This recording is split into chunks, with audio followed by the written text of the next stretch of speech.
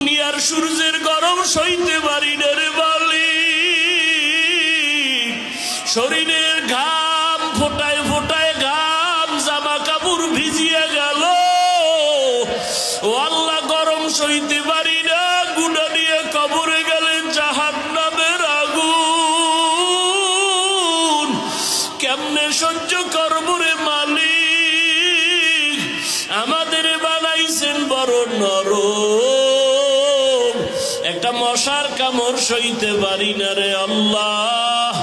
কবরে গেলে মাটির চাপ কেমন করে সহ্য করব? আয় আল্লাহ, তাকায় দেখেন, রাতের ঘুম নষ্ট করে আপনার মোহাব্বতে ময়দানে হাজির হয়েছে। কাউকে খালি ফিরাইয়া দিয়েন না রে আল্লাহ। মেহেরবানি করে আমাদের জিন্দেগীর সব গুনাহগুলো মাফ করে দেন আল্লাহ।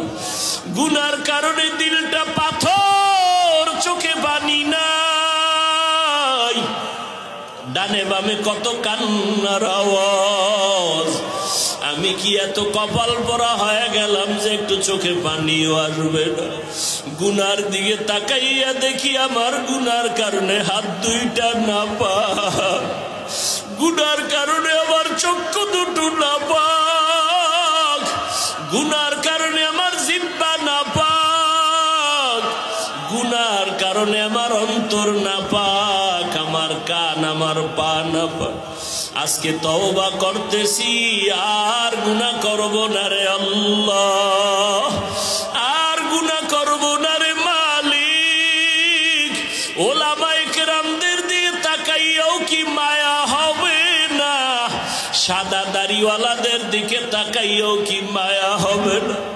নাবালেগ সন্তানেরা হাত তুলেছে। ও আল্লাহ, কারো হাত কি আপনার কাছে পছন্দ হবে না?